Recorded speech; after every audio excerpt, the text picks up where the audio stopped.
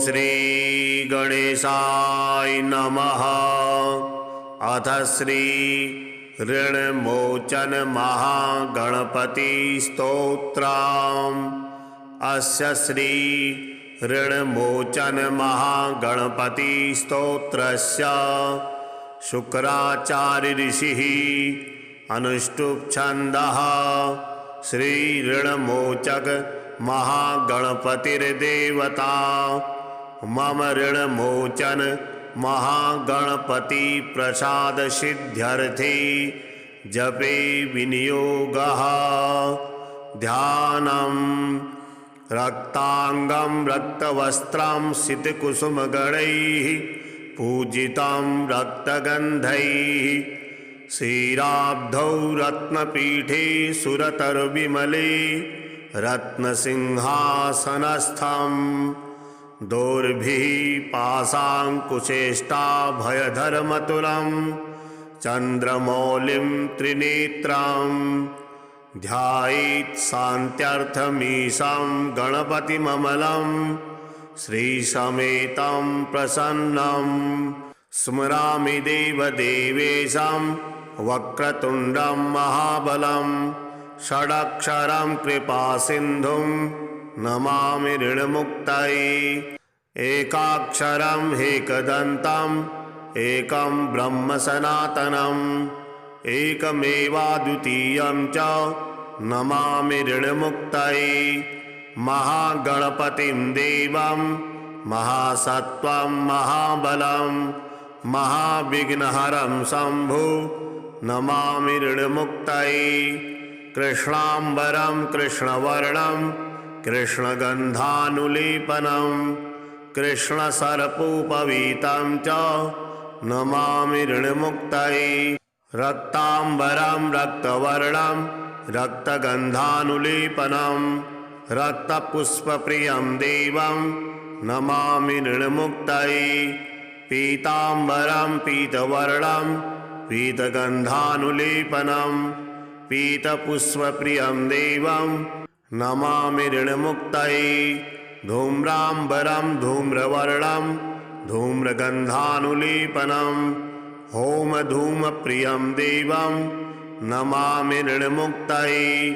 भालनेत्रं भालचन्द्रं पाशाङ्कुशधरं विभुं चामरालङ्कृतं देवं नमामि ऋणमुक्तये।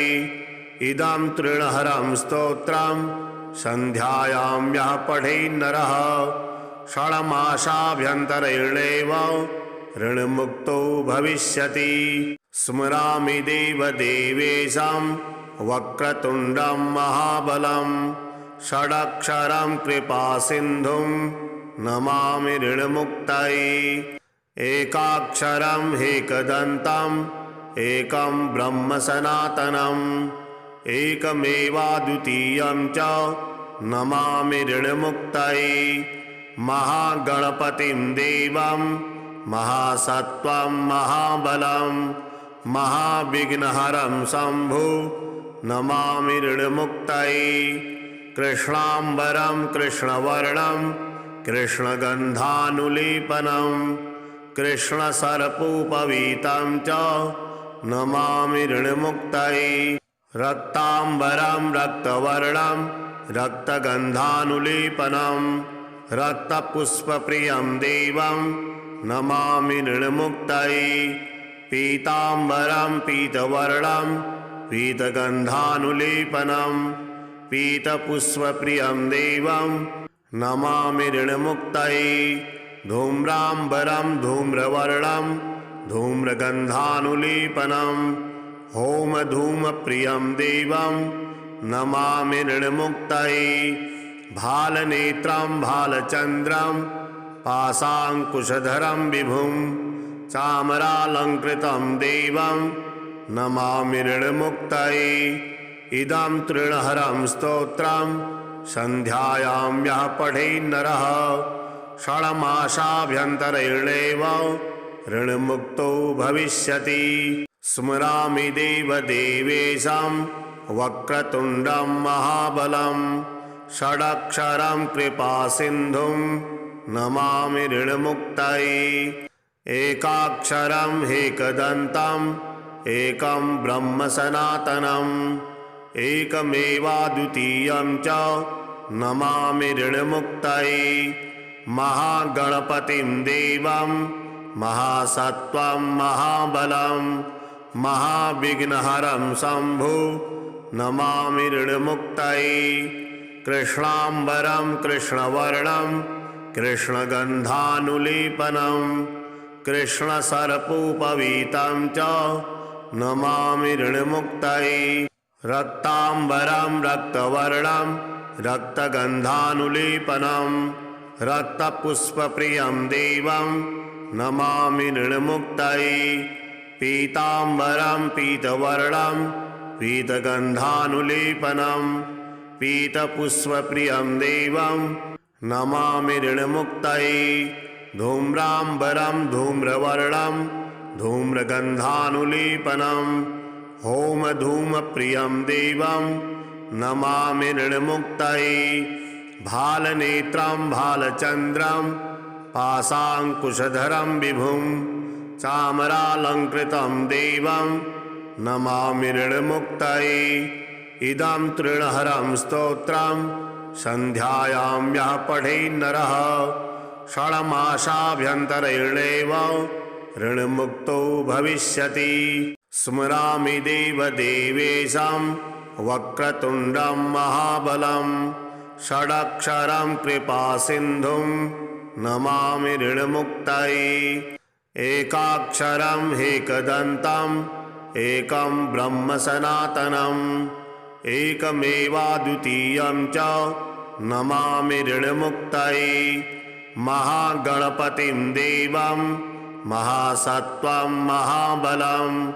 महाविघ्नहरं शम्भो नमामि ऋणमुक्तये कृष्णाम्बरं कृष्णवर्णं कृष्णगन्धानुलेपनं कृष्णसर्पोपवीतं च नमामि ऋणमुक्तये रक्ताम्बरं रक्तवर्णं रक्तगन्धानुलेपनं रक्तपुष्पप्रियं देवं नमामि ऋणमुक्तये पीताम्बरं पीतवर्णं पीतगन्धानुलेपनं पीतपुष्पप्रियं देवं नमामि ऋणमुक्तये धूम्राम्बरं धूम्रवर्णं धूम्रगन्धानुलेपनं होमधूमप्रियं देवं नमामि ऋणमुक्तये भालनेत्रं भालचन्द्रं पाशाङ्कुशधरं विभुं चामरालङ्कृतं देवं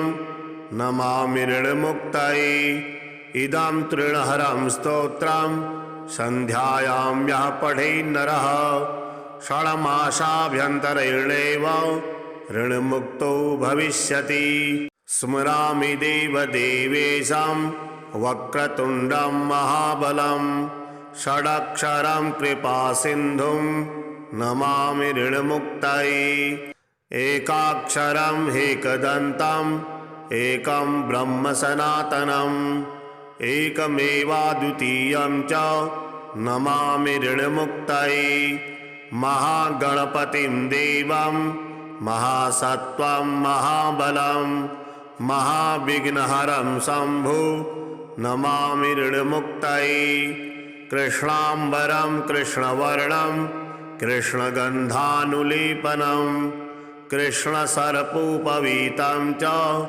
नमामि ऋणमुक्तये रक्ताम्बरं रक्तवर्णं रक्तगन्धानुलेपनं रक्तपुष्पप्रियं देवं नमामि ऋणमुक्तये पीताम्बरं पीतवर्णं पीतगन्धानुलेपनं पीतपुष्पप्रियं देवं नमामि ऋणमुक्तये धूम्राम्बरं धूम्रवर्णं धूम्रगन्धानुलेपनं होमधूमप्रियं देवं नमामि ऋणमुक्तये भालनेत्रं भालचन्द्रं पाशाङ्कुशधरं विभुं चामरालङ्कृतं देवं नमामि ऋणमुक्तये इदं तृणहरं स्तोत्रं सन्ध्यायां यः पठेन्नरः षण्मासाभ्यन्तरेणैव ऋणमुक्तो भविष्यति। स्मरामि देवदेवेशं वक्रतुण्डं महाबलं षडक्षरं कृपासिन्धुं नमामि ऋणमुक्तये। एकाक्षरं ह्येकदन्तम् एकं ब्रह्म सनातनम् एकमेवाद्वितीयं च नमामि ऋणमुक्तये। महागणपतिं देवं महासत्त्वं महाबलं महाविघ्नहरं शम्भो नमामि ऋणमुक्तये। कृष्णाम्बरं कृष्णवर्णं कृष्णगन्धानुलेपनं कृष्णसर्पोपवीतं च नमामि ऋणमुक्तये। रक्ताम्बरं रक्तवर्णं रक्तगन्धानुलेपनं रक्तपुष्पप्रियं देवं नमामि ऋणमुक्तये। पीताम्बरं पीतवर्णं पीतगन्धानुलेपनं पीतपुष्पप्रियं देवं नमामि ऋणमुक्तये। धूम्राम्बरं धूम्रवर्णं धूम्रगन्धानुलेपनं होमधूमप्रियं देवं नमामि ऋणमुक्तये। भालनेत्रं भालचन्द्रं पाशाङ्कुशधरं विभुं चामरालङ्कृतं देवं नमामि ऋणमुक्तये।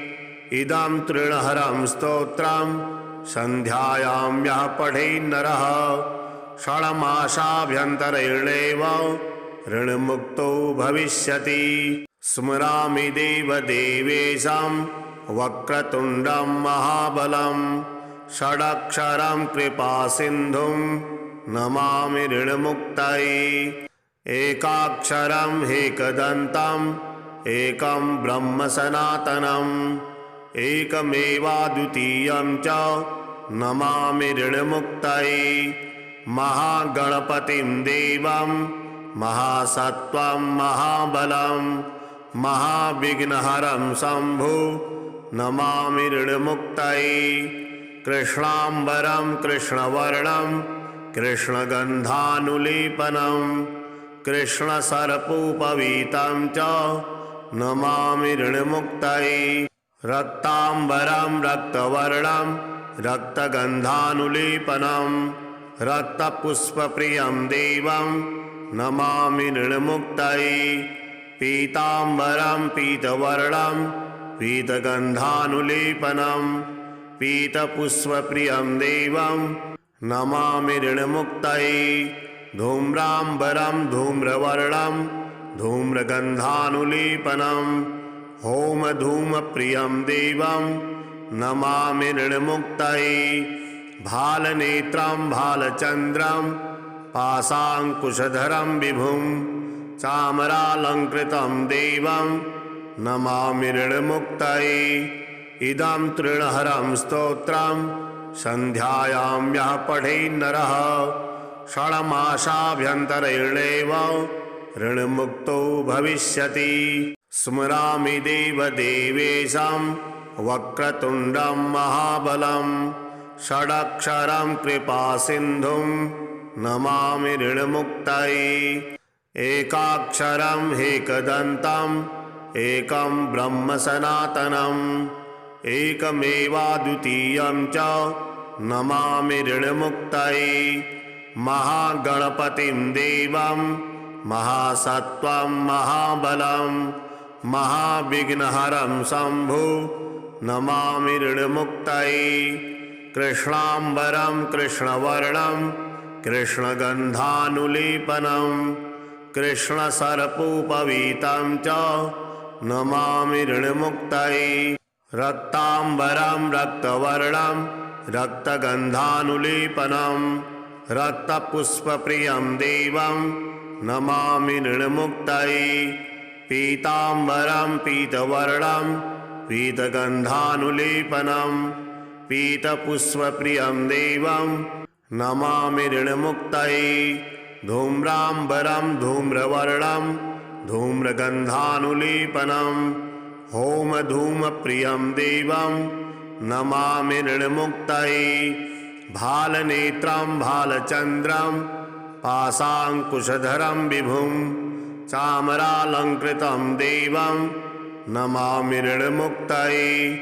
इदं तृणहरं स्तोत्रं सन्ध्यायां यः पठेन्नरः षण्मासाभ्यन्तरेणैव ऋणमुक्तो भविष्यति। स्मरामि देवदेवेशं वक्रतुण्डं महाबलं षडक्षरं कृपासिन्धुं नमामि ऋणमुक्तये। एकाक्षरं एकदन्तम् एकं ब्रह्म सनातनम् एकमेवाद्वितीयं च नमामि ऋणमुक्तये। महागणपतिं देवं महासत्त्वं महाबलं महाविघ्नहरं शम्भो नमामि ऋणमुक्तये। कृष्णाम्बरं कृष्णवर्णं कृष्णगन्धानुलेपनं कृष्णसर्पोपवीतं च नमामि ऋणमुक्तये। रक्ताम्बरं रक्तवर्णं रक्तगन्धानुलेपनं रक्तपुष्पप्रियं देवं नमामि ऋणमुक्तये। पीताम्बरं पीतवर्णं पीतगन्धानुलेपनं पीतपुष्पप्रियं देवं नमामि ऋणमुक्तये। धूम्राम्बरं धूम्रवर्णं धूम्रगन्धानुलेपनं होमधूमप्रियं देवं नमामि ऋणमुक्तये। भालनेत्रं भालचन्द्रं पाशाङ्कुशधरं विभुं चामरालङ्कृतं देवं नमामि ऋणमुक्तये। इदं तृणहरं स्तोत्रं सन्ध्यायां यः पठेन्नरः षण्मासाभ्यन्तरेणैव ऋणमुक्तो भविष्यति। स्मरामि देवदेवेशं वक्रतुण्डं महाबलं षडक्षरं कृपासिन्धुं नमामि ऋणमुक्तये। एकाक्षरं एकदन्तम् एकं ब्रह्म सनातनम् एकमेवाद्वितीयं च नमामि ऋणमुक्तये। महागणपतिं देवं महासत्त्वं महाबलं महाविघ्नहरं शम्भो नमामि ऋणमुक्तये। कृष्णाम्बरं कृष्णवर्णं कृष्णगन्धानुलेपनं कृष्णसर्पोपवीतं च नमामि ऋणमुक्तये। रक्ताम्बरं रक्तवर्णं रक्तगन्धानुलेपनं रक्तपुष्पप्रियं देवं नमामि ऋणमुक्तये।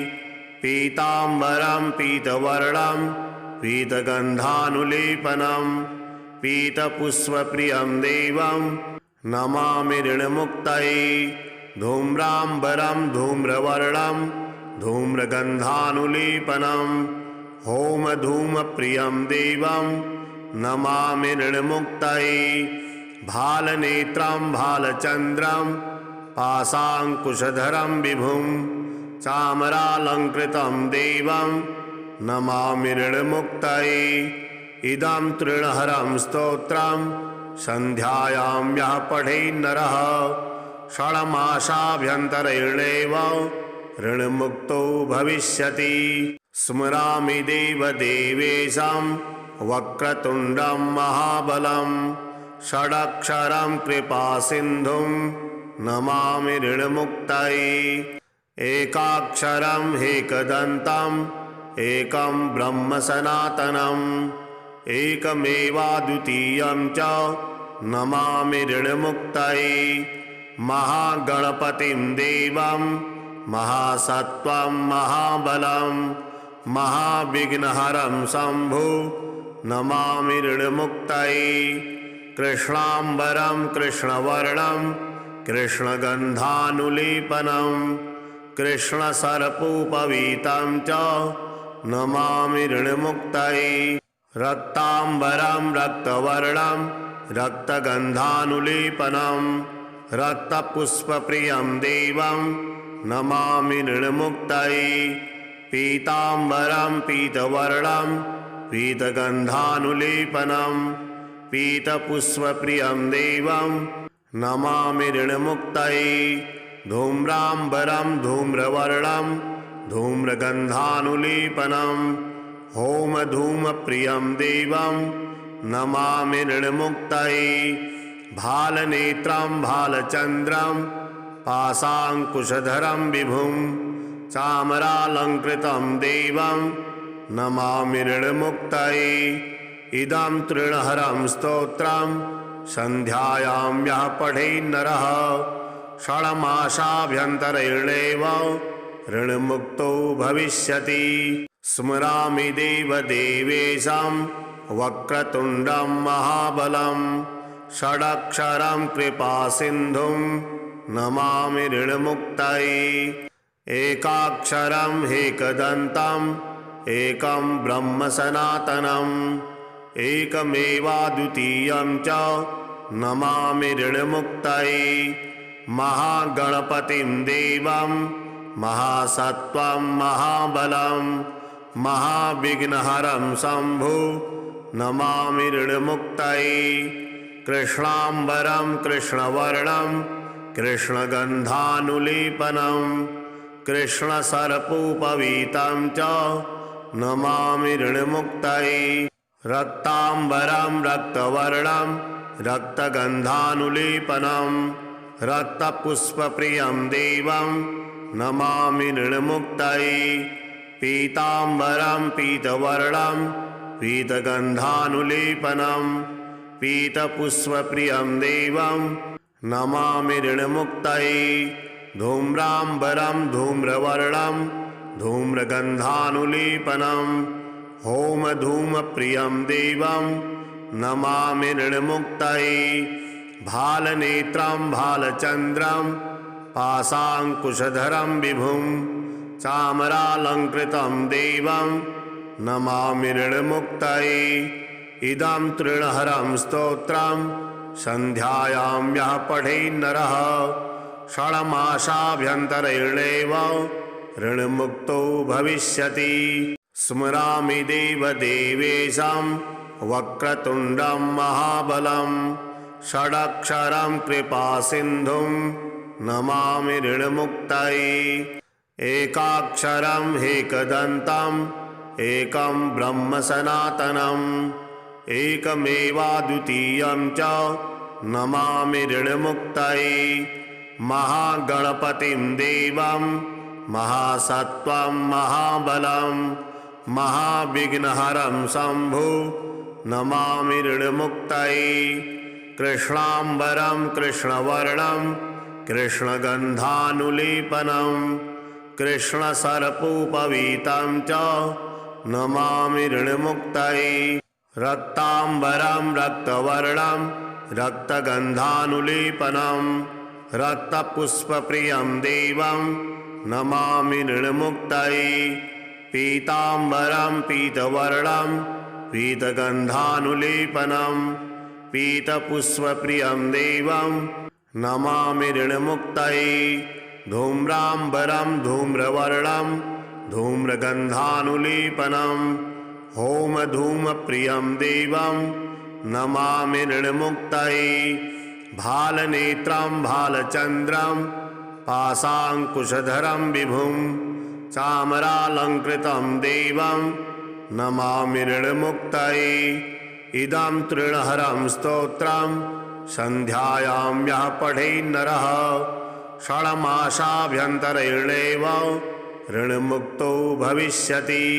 स्मरामि देवदेवेशं वक्रतुण्डं महाबलं षडक्षरं कृपासिन्धुं नमामि ऋणमुक्तये एकाक्षरं एकदन्तम् एकं ब्रह्म सनातनम् एकमेवाद्वितीयं च नमामि ऋणमुक्तये महागणपतिं देवं महासत्त्वं महाबलं महाविघ्नहरं शम्भो नमामि ऋणमुक्तये कृष्णाम्बरं कृष्णवर्णं कृष्णगन्धानुलेपनं कृष्णसर्पोपवीतं च नमामि ऋणमुक्तये रक्तांबरं रक्तवर्णं रक्तगन्धानुलेपनं रक्तपुष्पप्रियं देवं नमामि ऋणमुक्तये।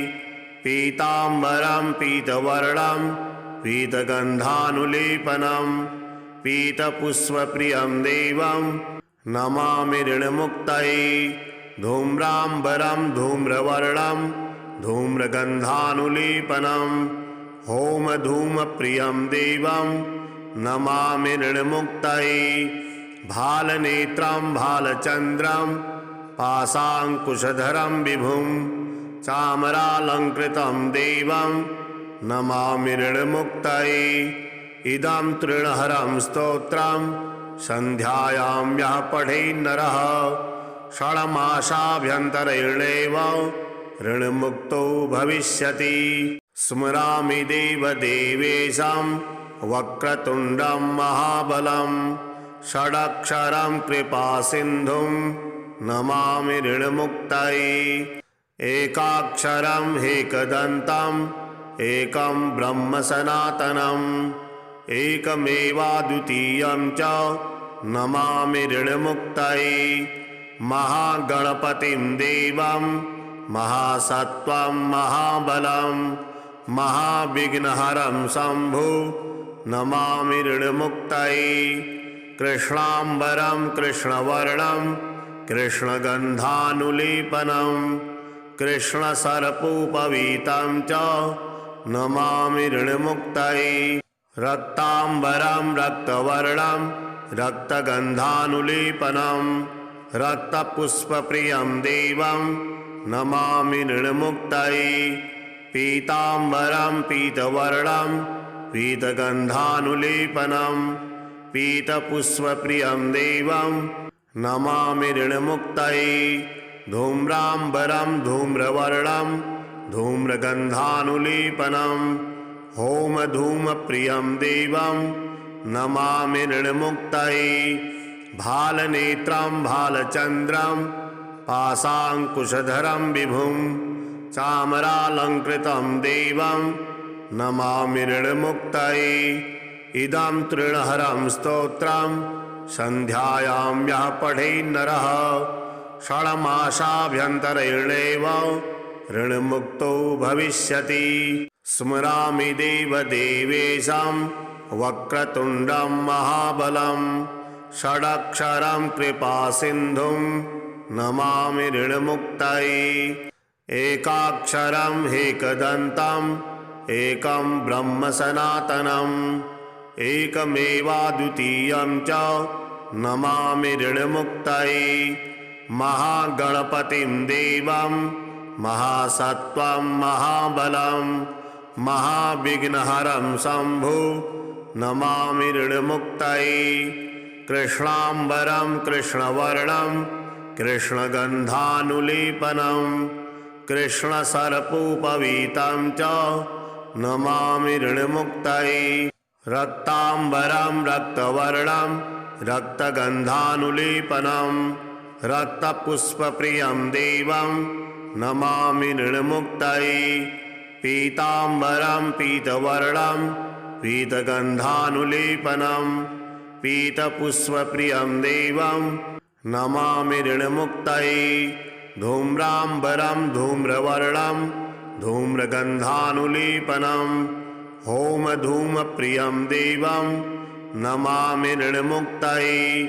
भालनेत्रं भालचन्द्रं पाशाङ्कुशधरं विभुं चामरालङ्कृतं देवं नमामि ऋणमुक्तये।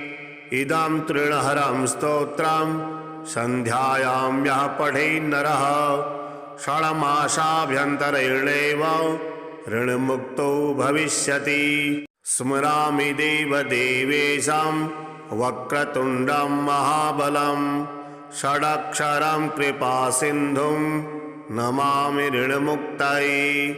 एकाक्षरं एकदन्तम् एकं ब्रह्म सनातनम् एकमेवाद्वितीयं च नमामि ऋणमुक्तये। महागणपतिं देवं महासत्त्वं महाबलं महाविघ्नहरं शम्भो नमामि ऋणमुक्तये।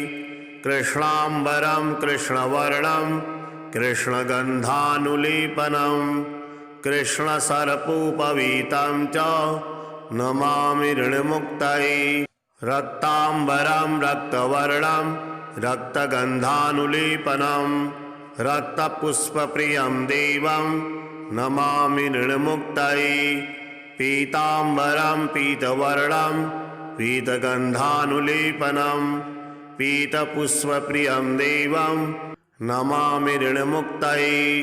धूम्राम्बरं धूम्रवर्णं धूम्रगन्धानुलेपनं होमधूमप्रियं देवं नमामि ऋणमुक्तये। भालनेत्रं भालचन्द्रं पाशाङ्कुशधरं विभुं चामरालङ्कृतं देवं नमामि ऋणमुक्तये। इदं तृणहरं स्तोत्रं सन्ध्यायां यः पठेन्नरः षण्मासाभ्यन्तरेणैव ऋणमुक्तो भविष्यति। स्मरामि देवदेवेशं वक्रतुण्डं महाबलं षडक्षरं कृपासिन्धुं नमामि ऋणमुक्तये। एकाक्षरं एकदन्तम् एकं ब्रह्म सनातनम् एकमेवाद्वितीयं च नमामि ऋणमुक्तये। महागणपतिं देवं महासत्त्वं महाबलं महाविघ्नहरं शम्भो नमामि ऋणमुक्तये। कृष्णाम्बरं कृष्णवर्णं कृष्णगन्धानुलेपनं कृष्णसर्पोपवीतं च नमामि ऋणमुक्तये। रक्ताम्बरं रक्तवर्णं रक्तगन्धानुलेपनं रक्तपुष्पप्रियं देवं नमामि ऋणमुक्तये। पीताम्बरं पीतवर्णं पीतगन्धानुलेपनं पीतपुष्पप्रियं देवं नमामि ऋणमुक्तये। धूम्राम्बरं धूम्रवर्णं धूम्रगन्धानुलेपनं होमधूमप्रियं देवं नमामि ऋणमुक्तये। भालनेत्रं भालचन्द्रं पाशाङ्कुशधरं विभुं चामरालङ्कृतं देवं नमामि ऋणमुक्तये। इदं तृणहरं स्तोत्रं सन्ध्यायां यः पठेन्नरः षण्मासाभ्यन्तरेणैव ऋणमुक्तो भविष्यति। स्मरामि देवदेवेशं वक्रतुण्डं महाबलं षडक्षरं कृपासिन्धुं नमामि ऋणमुक्तये। एकाक्षरं एकदन्तम् एकं ब्रह्म सनातनम् एकमेवाद्वितीयं च नमामि ऋणमुक्तये। महागणपतिं देवं महासत्त्वं महाबलं महाविघ्नहरं शम्भो नमामि ऋणमुक्तये। कृष्णाम्बरं कृष्णवर्णं कृष्णगन्धानुलेपनं कृष्णसर्पोपवीतं च नमामि ऋणमुक्तये। रक्ताम्बरं रक्तवर्णं रक्तगन्धानुलेपनं रक्तपुष्पप्रियं देवं नमामि ऋणमुक्तये। पीताम्बरं पीतवर्णं पीतगन्धानुलेपनं पीतपुष्पप्रियं देवं नमामि ऋणमुक्तये। धूम्राम्बरं धूम्रवर्णं धूम्रगन्धानुलेपनं होमधूमप्रियं देवं नमामि ऋणमुक्तये। भालनेत्रं भालचन्द्रं पाशाङ्कुशधरं विभुं चामरालङ्कृतं देवं नमामि ऋणमुक्तये।